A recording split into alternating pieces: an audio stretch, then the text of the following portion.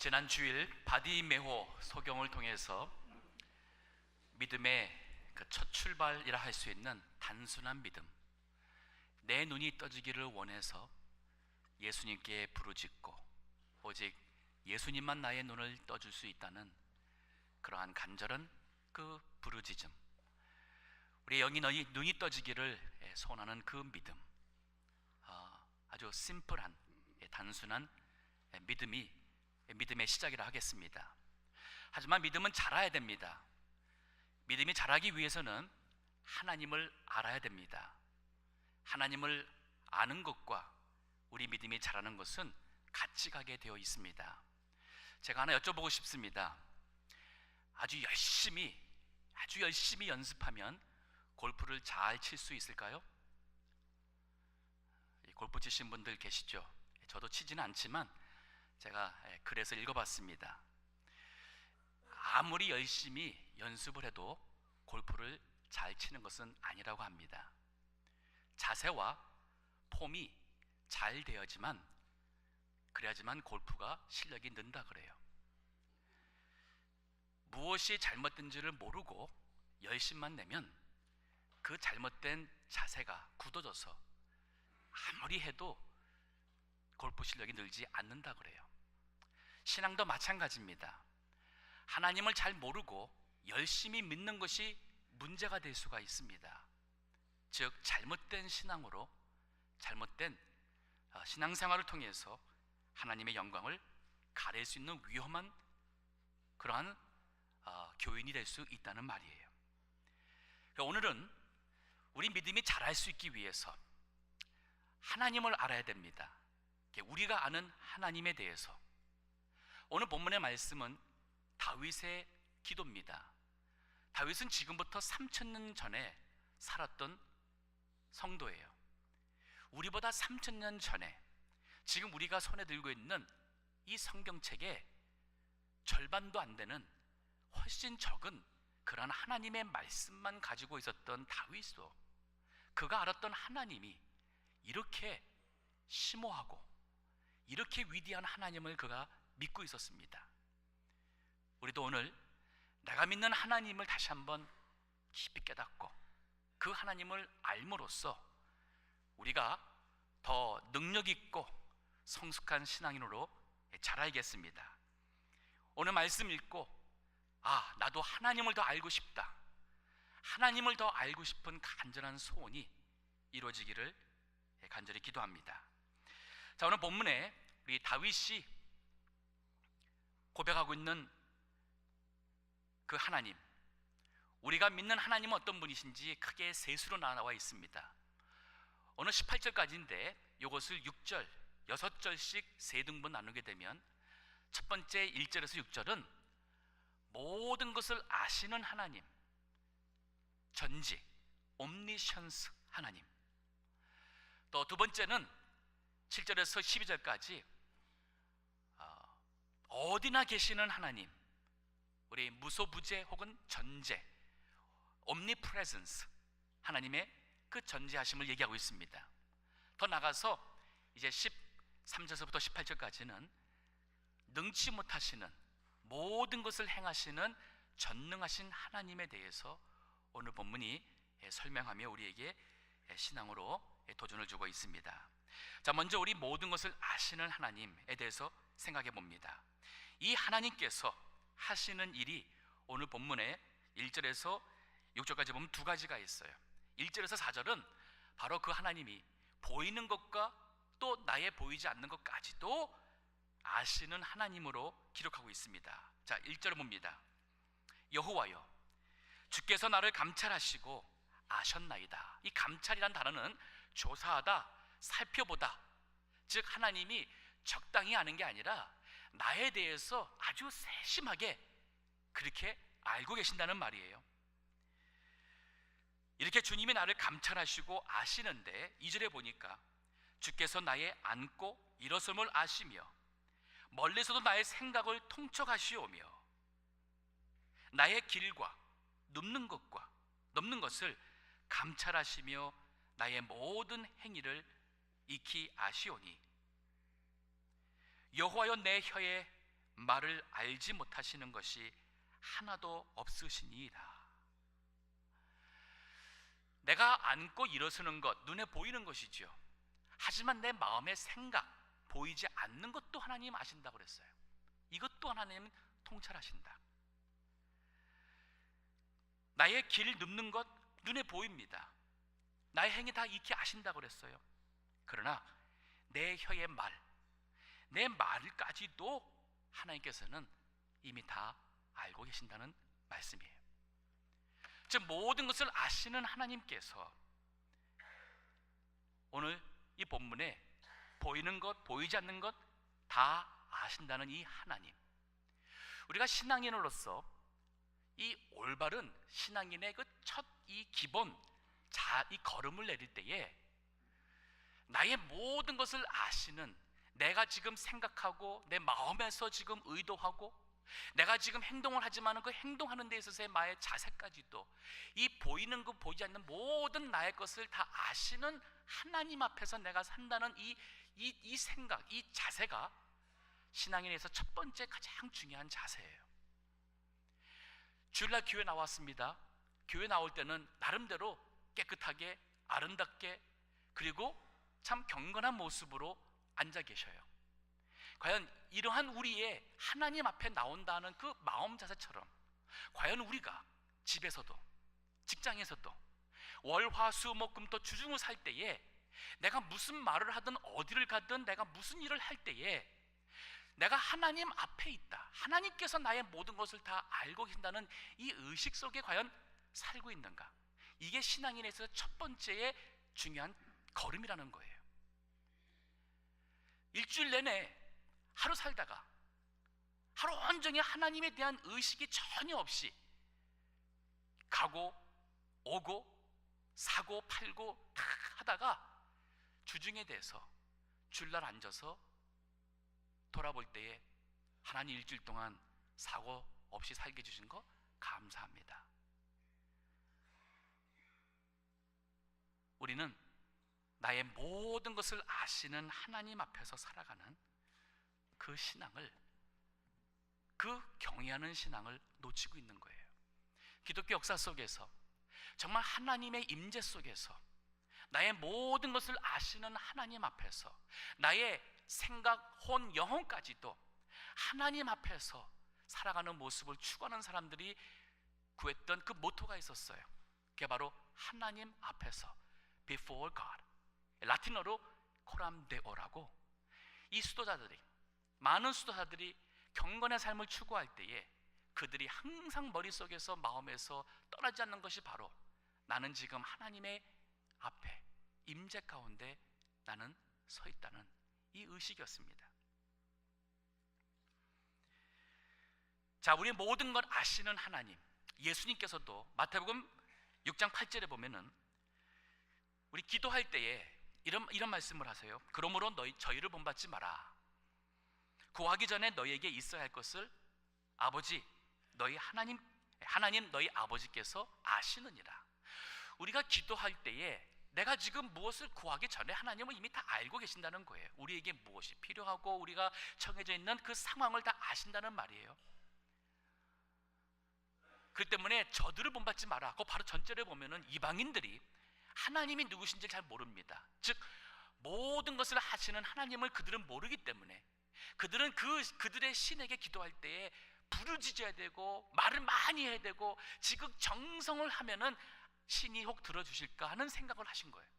그거는 우리 불교 사상이죠. 지극정성이면 하늘도 감동한다. 사실 우리가 그 신앙은 우리가 바로 신앙의 주체가 되고 있습니다. 하지만 우리가 믿는 신앙은 그게 아니에요. 모든 것을 아시는 하나님이 주체가 되시고 그 하나님을 내가 알고 깨닫고 나서 기도할 때는 내가 처해진 형편이 이걸 통해서 주님 없이는 내가 살 수가 없구나.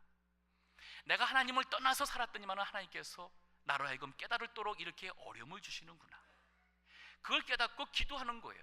벌써 기도할 때에 하나님께서는 바로 기도하러 나오는 우리의 모습을 기뻐 받으시고 그 하나님의 임재 속에 하나님과 영적 교제하며 만나며 그 하나님께서 나에게 깨닫게 해주심을 통하여 회개하며, 하나님께서 이 어려움을 통하여 이루고자 하시는 뜻이 무엇인지를 간구하며, 그리고 이 시험을 이길 수 있도록 하나님의 도움을 구하는 그 기도, 하나님께서 응답해 주시는 기뻐하시는 기도예요. 자, 모든 것을 아시는 하나님 우리가 믿습니다. 보이는 것, 보이지 않는 것 다 아시는데, 더 나아가서 이 하나님께서 단지 아는 것으로 끝나는 게 아니라 알기 때문에 우리를 사방으로 감싸 보호해 주시는 것이 바로 이 하나님이 하시는 일이에요. 오늘 본문에 여기 5절을 보세요. 주께서 나의 전후를 두루시며, 전후면은 나의 앞과 뒤죠. 내가 지금 나가는 내가 나가야 될 그 내 길과 지금까지 살아온 길, 이 모든 것을 다 주께서 두루시며 내게 안수하셨나이다. 이 안수하면은 우리가 늘 안수 기도만 생각합니다. 근데 여기서 이 말하는 단어가 하나님이 친히 손으로 우리를 이렇게 감싸고 있는, 만지고 있는 그런 의미예요. 하나님께서 나의 앞과 뒤를 친히 두르시고 손으로서 우리를 감싸 보호하신다는 의미입니다.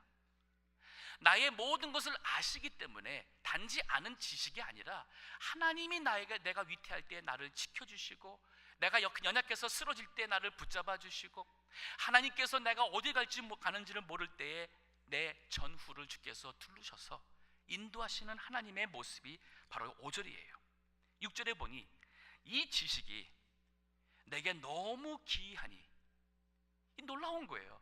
대체 나라는 존재가 무엇이길래, 천지를 창조하신 하나님께서, 모든 것을 아시는 하나님께서 나라는 존재가 무엇이길래 이렇게 죄 많고 한심하고 연약하고 아무 가치 없는 이러한 자를 하나님께서 나를 아시고 나를 이렇게 감싸주시고 인도하시는지, 이 지식이 내게 너무 기이하니 높아서 내가 능히 미치지 못하나이다. 헤아릴 수가 없다는 거예요. 내가 하나님을 안다고 해도 실질은 하나님이 나를 얼만큼 보호하시고 지켜주신지를 우리는 모르고 살고 있다는 말입니다. 이사야서 보게 되면은 하나님의 백성 이스라엘 백성들이 하나님께서 정말 나의 형편을 알고 계시는가? 왜 하나님이 나로 하여금 이렇게 원통함을 겪게 하시는가 하는 낙심된 마음이 들어온 적이 있습니다. 이사야 40장 27절에 보니 이렇게 말합니다. 제가 읽으면서 설명하겠습니다. 야곱아, 하나님께서 하시는 말씀이에요. 네가 어찌 말하며 이스라엘아, 네가 어찌하여 이르기를 내 사정은 여호와께 숨겨졌으며, 내 사정은 내가 지금 처해지는 형편이에요. 하나님께 숨겨져서 하나님이 내가 지금 어떤 상황인지 지금 모르시고 계신다는 그런 말이죠. 원통한 것은 내 하나님에게서 수리하심을 받지 못한다 하느냐. 이렇게 속상한데, 이렇게 화가 나는데 하나님은 대체 뭐 하고 계시고, 하나님은 내 이 원통함을 대체 수리해 주시죠, 받아주지 않고 뭐 하십니까? 지금 이러한 식으로 하나님의 백성들이 지금 낙심하고 있어요. 그럴 때 28절 이렇게 말합니다. 너는 알지 못하느냐 그러잖아요. 대체 하나님이 누구신지를 너는 대체 알지 못하느냐? 듣지 못하였느냐? 영원하신 하나님 여호와, 땅끝까지 창조하신 자는 피곤치 아니하시며 곤비치 아니하시며 명철이 한이 없으시며, 우리 하나님 그런 하나님이 아니라는 거죠. 이런 하나님을 안다면 우리가 다시 한번 이 낙심된 마음에서 힘을 얻고 우리가 영적으로 살아나게 되죠. 29절에 보니 피곤한 자에게는 능력을 주시며 무능한 자에게는 힘을 더하시나니, 소년이라도 피곤하며 곤비하며 장정이라도 넘어지며 자빠지되 오직 여호와를 앙망하는 자는 새 힘을 얻으리니, 독수리의 날개치며 올라감과 뜰 것이요 다른 박질하여도 곤비치 아니하겠고 걸어가도 피곤치 아니하리로다. 딱 하나입니다. 오직 여호와를 앙망하는 자는, 이 앙망한다는 단어는 바라는 소망이라는 의미지만은 그거보다 강도가 깊은 거예요. 단지 그냥 소망 바라다 그게 아니라 간절히 온전히 소망 바라다, 이게 앙망하는 자. 나의 모든 것을 아시는 하나님께서 나를 사방으로 감싸 보호해 주심을 우리가 알진대 그 하나님을 앙망하는 자는 반드시 하나님께서 새 힘을 주셔서 독수리의 날개치며 올라간 같은, 독수리만이 유일하게 거의 수직으로 올라갈 수 있는 날개에 힘이 있다고 그래요. 그렇게 올라갈 수 있도록 하나님께서 힘 주신다는 말입니다. 이분이 바로 우리가 믿는 하나님이세요. 나의 모든 것을 아시는 하나님. 두 번째로 보니까 7절에서부터는 어디에나 계시는 하나님으로 고백합니다. 자, 이 어디에나 계시는 하나님께서 하시는 일이 여기 7절에서 12절에 두 가지가 나옵니다. 즉 하나님을 피해서는 우리가 갈 곳이 아무것도 없다는 말이에요. 시편 139편 7절입니다. 내가 주의 신을 떠나 어디로 가며 주의 앞에서 어디로 피하리이까. 내가 하나님을 떠나서 내가 원하는 대로 살고 내가 하고 싶은 대로 할 수 있는 곳을 과연 그곳이 어디냐는 말이죠. 8절에 보니 내가 하늘에 올라갈지라도 거기 계시며 음부에 내 자리를 펼지라도 거기 계시니이다. 하늘은 저 높은 것, 혹은 음부는 저 땅속 깊은 것. 그러나 아무리 높고 아무리 깊은 곳이라 할지라도 주님은 거기 계신다는 말이에요. 어디나 계시는 하나님. 우리 스스로가 하나님의 눈을 피해서 살 수 있다는 생각 자체를 하나님 몰랐을 때는 했겠지요. 지금 그렇지 않습니다. 지금은 내가 하나님을 떠나서는 살 수도 없거니와 하나님을 떠나서는 하나님 없는 곳에 피해 갈 수 없다는 고백 속에 우리는 하나님 앞에서 살아야 됩니다. 예레미야 23장 23절에서 24절의 말씀 읽어주시기 바랍니다. 나 여호와가 말하노라. 나는 가까운데 하나님이요 먼데 하나님은 아니냐. 나 여호와가 말하노라. 사람이 내게 보이지 아니하려고 누가 자기를 은밀한 곳에 숨길 수 있겠느냐. 나 여호와가 말하노라. 나는 천지에 충만하지 아니하냐. 먼 곳에도 계시고 가까운 곳에도 계시고 천지에 충만하신 하나님. 하나님의 백성에게 질문하면서 묻습니다. 나는 천지에 충만하지 아니하냐. 어디나 계신 하나님을 믿는 우리 성도기 때문에 요나같이 하나님의 뜻을 떠나 피해 간다는 자체는 어리석은 거예요. 결국 그가 고기 뱃속에 들어가고 결국은 회개해서 하나님이 원하시는 곳에 가서 하나님의 원하시는 일을 하며 살게 되지요. 따라서 우리가 살면서 가장 행복한 삶은, 가장 의미 있는 삶은 하나님 원하시는 대로 사는 거예요. 하나님 원하시는 곳에 있고 하나님께서 원하시는 뜻대로 행하고 하나님 뜻대로만 살면 우리는 행복합니다. 세상 사람들은 행복이 소유에서 온다고 말합니다. 소유, 성취에서 온다고 말합니다. 이루면 온다고 얘기를 해요. 하지만 그것이 하나님의 뜻에 어긋난다면 진정한 행복은 없습니다. 자, 어디나 계시는 하나님을 믿을진데 어떤 사람들은 이 말은 야, 하나님 떠나서 살 수 없다니 이제 완전 꽉 붙잡혔구나. 내 인생은 완전 너무 이거는 참 비참하고 불행할 것 같다. 하나님을 피해서 살아야 될 그런 하나님이 있게 되면 두렵다는 그런 생각보다는 이 말을 역으로 본다면 우리가 바로 이 하나님, 구원받아 이 하나님의 자녀가 되었고 이 하나님을 예수 그리스도 안에서 예배할 수 있는 아버지라 부를 수 있는 우리 그런 존재라면 어디나 계신 하나님이 우리에게 불편한 존재가 아니라 역으로 말하면 항상 나와 함께 하시는 하나님이 된다는 얘기예요. 내가 어디 가도 주님이 거기 계시니까 나와 함께 한다는 말이잖아요. 내가 낙심한 자리든 넘어진 자리든 혹은 내가 지금 쓰러진 자리든 아니면 하나님께서 나에게 은혜 주신 자리든 어디서나 나와 함께 하시는 이 하나님, 이게 바로 여기 본문에서 9절에서 12절의 말씀, 어디나 계시는 하나님께서 하시는 두 번째 일이에요. 어디서나 동행, 인도하신다는 말입니다. 9절을 보십시다. 시편 139편 9절입니다. 내가 새벽 날개를 치며 바다 끝에 가서 거할지라도. 새벽 날개, 이 말은 시적인 표현인데, 아침에 이제 그 밤에 새벽에 지평선 위에 해가 뜹니다. 해가 딱 보이는 순간부터 순식간에 이 어두웠던 세상이 빛으로 환해집니다.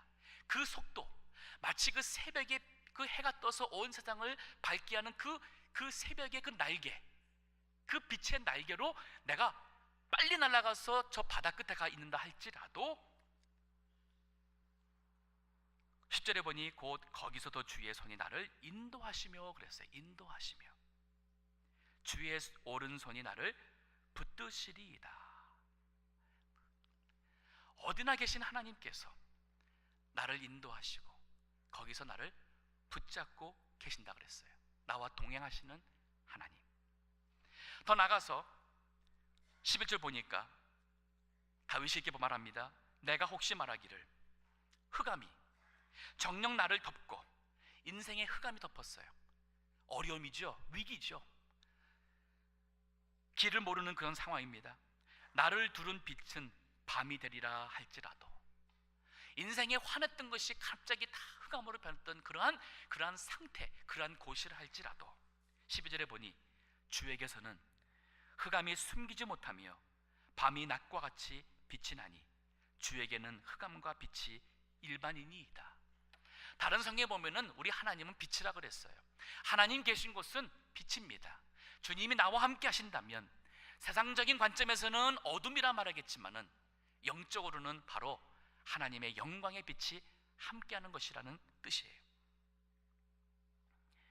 어디나 계신 하나님께서 어디서나 나와 동행하시고 인도하신다는 이 놀라운 사실, 이것이 우리 믿는 성도에게 있어서는 그 무엇과 바꿀 수 없는 가장 큰 위로와 새로운 힘입니다.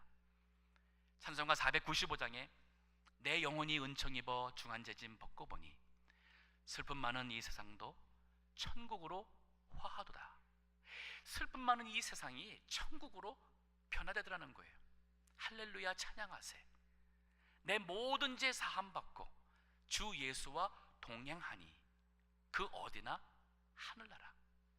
그러니까 이 세상에 사는 것이 우리가 믿는 하나님, 내가 나의 모든 것을 다 아시고 아셔서 나의 형편을 주께서 감찰하시고 이렇게 감싸서 나를 이렇게 참 붙잡아 주시는 하나님을 내가 믿을진데, 어디서나 우리는 두려움이 없고 또 어디나 계시는 하나님일진데 내가 그 하나님을 피해서 가는 것이 아니라 오히려 나와 동행하시는 하나님으로 인하여서 우리는 인생에 어둠이 온다 할지라도 거기에서 주와 함께 동행하는 하늘나라, 영적 그 축복의 행복을 누릴 수 있게 된다는 말씀이에요. 자, 우리 다윗이 고백한 그가 하는 하나님 세 번째, 이 하나님은 모든 일을 하시는 하나님이세요. 즉 능치 못함이 없는 하나님, 놀라운 일을 행하시는 전능의 하나님.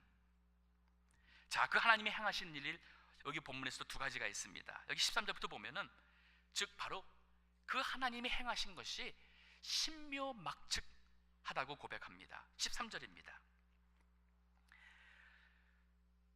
주께서 내 장부를 지으시며 나의 모태에서 나를 조직하셨나이다. 이 장부, 내 몸속에 있는 이 모든 기관이죠. 지금 제가 손을 이렇게 움직일 수 있고 제 입이 제 의도대로 말을 할 수 있습니다. 하지만 우리 몸속에 있는 이 장부는 우리의 의도와 상관이 없이 움직이고 있어요. 내가 심장이 멈추기 원한다 해서 심장이 멈추는 것도 아니고, 심장이 멈추려 할 때에 내가 노력한다 해서 심장이 계속 뛰는 것도 아니죠. 위도 그렇고 모든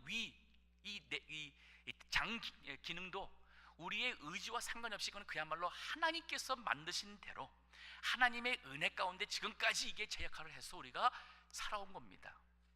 이러한 부분까지도 주님께서 친히 지으셨다고 고백을 하면서 14절에 보니 내가 주께 감사하오면 나를 지으심이 신묘막측하심이라. 주의 행사가 기이함을 내 영혼이 잘 아나이다. 신묘막측하다는 이 표현, 너무 신비한, 원더풀, 너무 신비한, 놀랍다는, 경이롭다는 말이에요.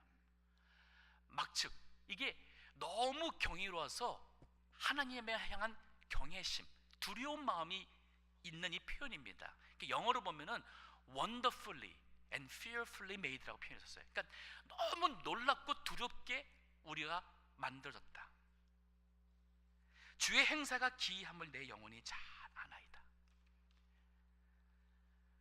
자, 이 전능하신 하나님의 하시는 일, 이걸 우리가 안다면, 물론 하나님께서 우주 만물을 만드셨고 놀랍습니다. 웅대합니다. 그러나 하나님이 만드신 모든 그 만물 중에서 가장 위대한 작품은 바로 여러분과 저 인간이에요. 우리 인간의 이 몸, 육체와 우리의 영, 이것은 하나님이 만드신 모든 것 중에 가장 위대한 것입니다. 우리 몸속에 있는 핏줄이 있습니다. 구석구석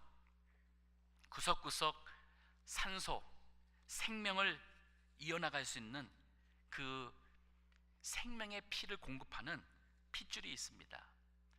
근데 그 몸속에 있는 핏줄을 다 일렬로 다 연결하면 그 길이가 60,000 miles, 6만 마일이고 거의 100,000 kilometers, 10만 킬로라고 그래요. 지구에서 달까지 거리가 30만 킬로랍니다.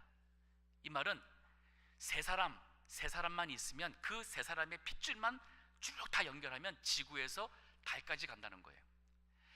이거 의사가 이렇게 얘기를 하니까 제가 이번 주에 또 확인했어요. 오늘 이걸 위해서 다시 한번 확인해 봤어요. 맞아요. 우리 신체의 신비 여러 가지가 있는데 저는 이렇게 말해도 아직 이해가 안 가요. 믿어지지가 않아요. 정말 내 몸속에 있는 이 핏줄이라는 것이 다 이게 지구 3분의 1까지 갈 수 있다는 이 자체가 아직 믿어지지가 않아요.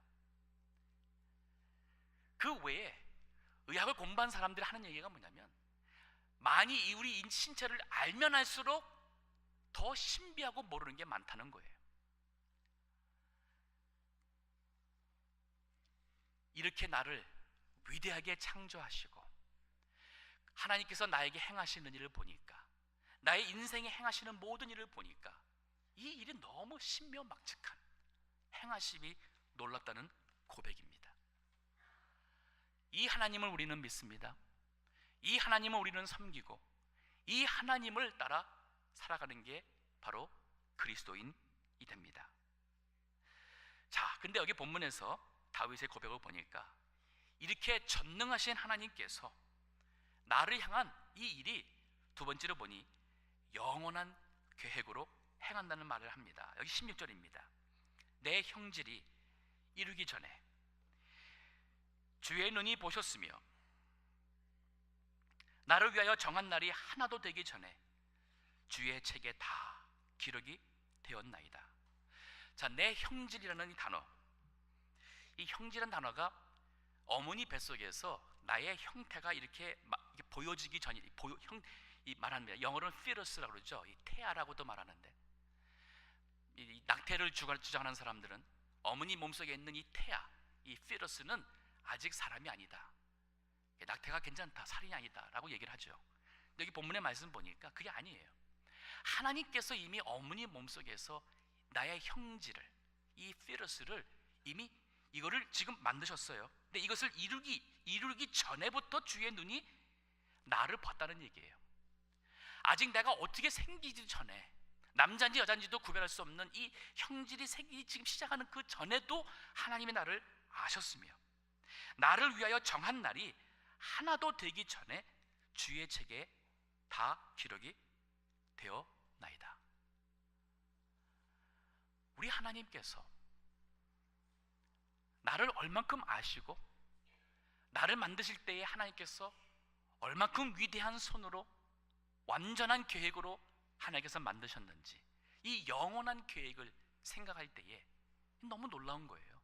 대체 나라는 존재가 무엇이길래 하나님이 나를 이렇게 존귀하게 여기시고 존귀하게 또 사랑하시는지. 더 봅니다. 17절입니다. 하나님이여 주의 생각이 내게 어찌 그리 보배로우신지요. 그 수가 어찌 그리 많은지요. 주님이 나를 생각하시는 것을 보니까 이게 너무 많은 거예요.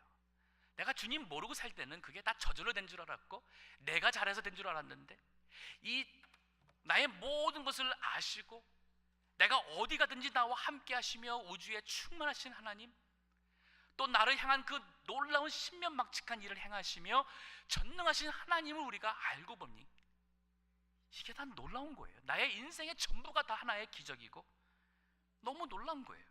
그렇기 때문에 다윗이 이렇게 고백합니다. 하나님이여 주의 생각이 내게 어찌 그리 보배로운지요. 그 수가 어찌 그리 많은지요. 내가 세려고 할지라도 그 수가 모래보다 많도소이다. 내가 깰 때여도 오히려 주와 함께 있나이다.